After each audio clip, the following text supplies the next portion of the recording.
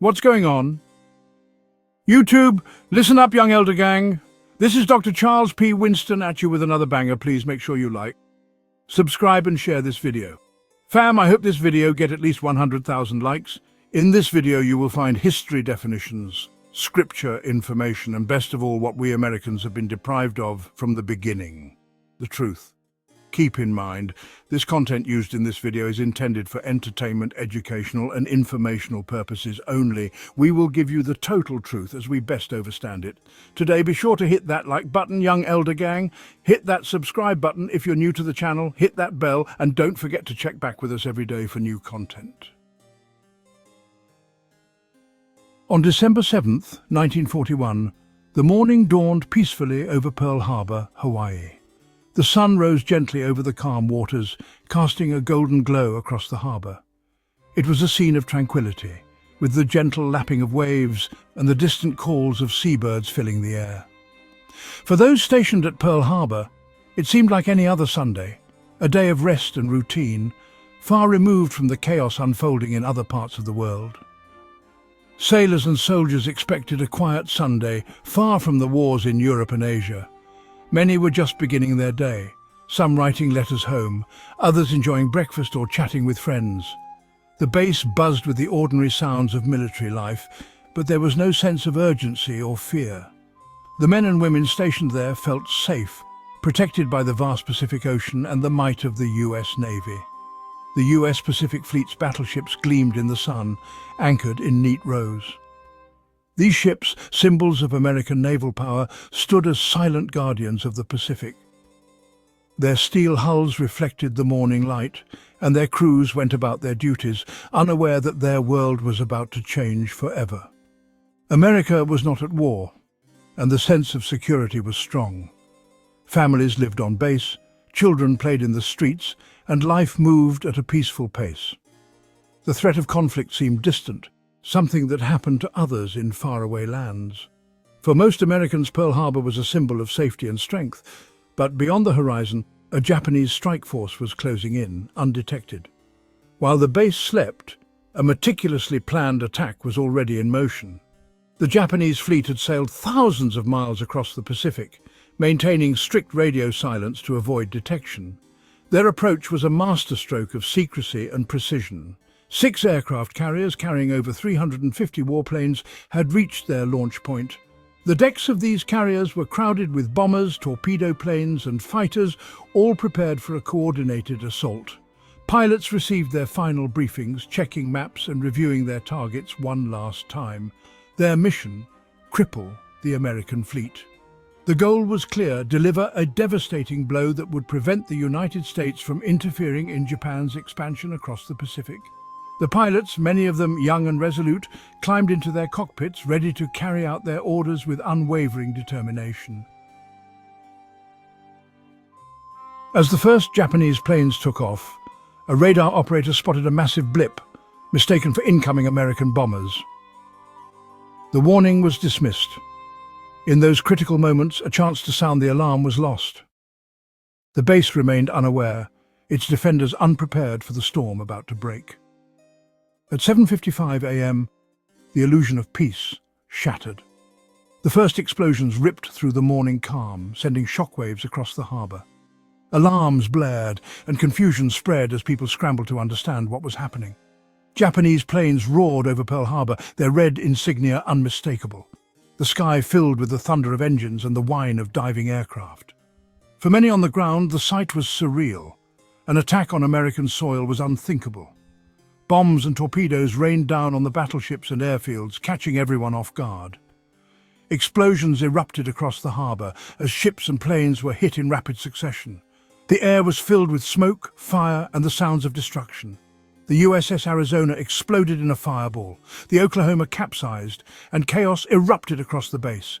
Sailors leapt into the oil-slicked water to escape the flames, while others rushed to rescue their comrades. The devastation was immediate and overwhelming. Anti-aircraft guns scrambled to respond, but the surprise was total. Gunners fired desperately at the attacking planes, but the damage had already been done. The defenders fought bravely, but they were outnumbered and unprepared. Civilians and military personnel alike were thrown into confusion and terror. Families sought shelter, and the base was gripped by panic. The attack was relentless, leaving little time to react or regroup. In minutes, the attack had begun, a day that would change America forever. News of the assault would soon spread across the nation, shattering the sense of invulnerability that had defined American life. The world's largest naval base was under siege. Smoke billowed into the sky, and the waters of the harbor burned. The scale of the destruction was unprecedented, and the cost in lives and ships was staggering. The sleeping giant was about to awaken. In the aftermath, America would unite as never before, determined to defend its freedom and seek justice for the attack on Pearl Harbor. This morning of infamy would mark the beginning of a new chapter in world history, one defined by courage, sacrifice, and the resolve to overcome even the darkest of days. The first wave of 183 Japanese planes struck with deadly precision, torpedo bombers skimming the harbor, dive bombers plunging from the sky, and fighters strafing airfields. The USS Arizona was hit, erupting in a catastrophic explosion that killed over 1,000 men instantly. The Oklahoma capsized, trapping hundreds inside. Airfields at Hickam, Wheeler, and Bellows were devastated, American planes destroyed before they could take off. A few US pilots managed to get airborne, but resistance was overwhelmed. Black smoke filled the sky, and the harbor became a scene of fire and destruction. Anti-aircraft fire was scattered and confused. The Japanese had achieved total air superiority in minutes, and the attack was far from over. An hour later, a second wave of 171 Japanese planes arrived, targeting damaged ships and airfields. The element of surprise was gone. American gunners fought back fiercely. The USS Nevada, damaged but defiant, tried to escape but was forced aground to avoid blocking the harbor. By 9:45 a.m., the attack ended. In less than 2 hours, Pearl Harbor was left in ruins. Rescue efforts began immediately. Sailors pulled comrades from burning water, and desperate attempts were made to save those trapped in capsized ships. The hospitals overflowed with wounded. The paradise of Oahu had become a war zone. The cost of the attack on Pearl Harbor was staggering and heartbreaking. In a matter of hours, 2,403 Americans lost their lives, men and women who woke up that morning never imagining the tragedy that would unfold. The loss was felt in every corner of the nation, as families received the devastating news of loved ones who would never return home.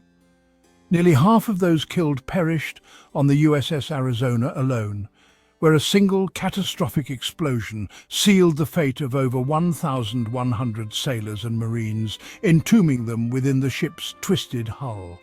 The destruction extended far beyond human loss. 19 US Navy ships were either sunk or severely damaged, their steel hulls torn apart by bombs and torpedoes. Among these, all 8 battleships present at Pearl Harbor were hit. 4 battleships were sunk outright, slipping beneath the waves, while the others suffered heavy damage, their decks scarred and smouldering. In the months that followed, a massive effort began to salvage and repair the fleet. Most of the damaged ships would eventually return to service, a testament to American resilience and ingenuity. But for the USS Arizona, Oklahoma, and Utah, there would be no return.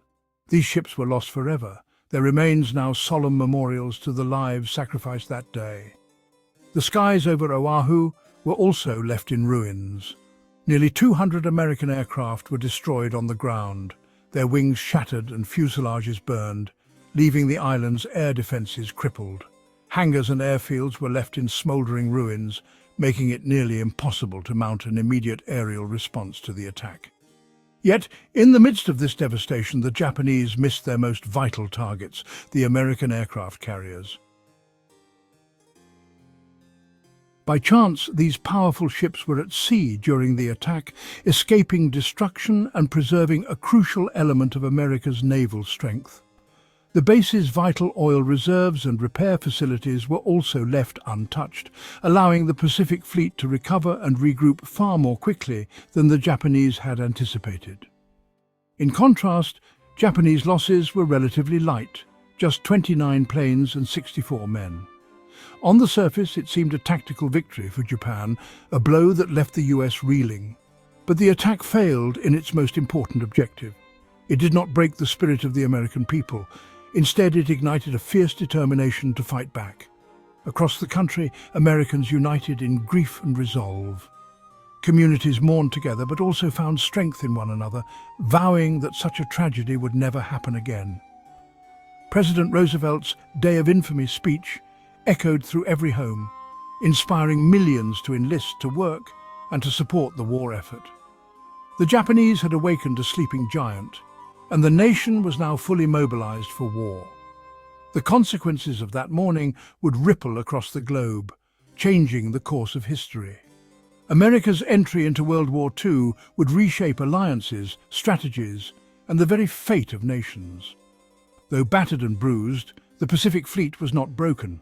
Sailors and officers worked tirelessly to repair the damage, determined to return to the fight stronger than before.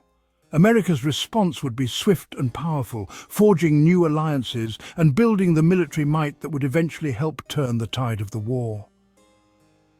Remember Pearl Harbor became a rallying cry, a promise to honor the fallen by fighting for victory, and a reminder that from tragedy, unity and resolve can emerge stronger than ever. The attack's roots lay in Japan's quest for dominance in Asia and the Pacific. Facing crippling US oil embargoes, Japan's leaders chose war over surrendering their imperial ambitions. Admiral Yamamoto planned a surprise strike to neutralize the US Pacific Fleet, hoping to buy time for Japan's expansion. They believed a swift, devastating blow would force America to negotiate. But Yamamoto warned, "I fear all we have done is to awaken a sleeping giant." The Japanese underestimated America's will to fight. Their goal was to cripple, not conquer, the United States. Instead, they set the stage for their own defeat. News of the attack stunned America, spreading rapidly by radio. Disbelief turned to outrage. Isolationism vanished overnight. On December 8th, President Roosevelt addressed Congress. "Yesterday, December 7th, 1941, a date which will live in infamy," he called for war, and Congress responded within an hour. The Senate vote was unanimous, only one dissenting vote in the House. The nation was united as never before. The debate over staying out of the war was over. America was at war with Japan. The world had changed in a single day.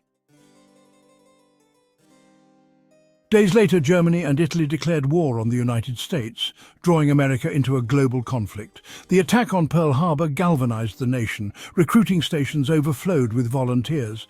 Factories shifted to war production, earning America the title Arsenal of Democracy. The US brought its industrial might and manpower to the Allied cause. Early months were grim. Japan seized territory across the Pacific. But American resolve never wavered. Pearl Harbor forged unity and determination. The journey would be long, but the outcome would shape the modern world. The sleeping giant was fully awake.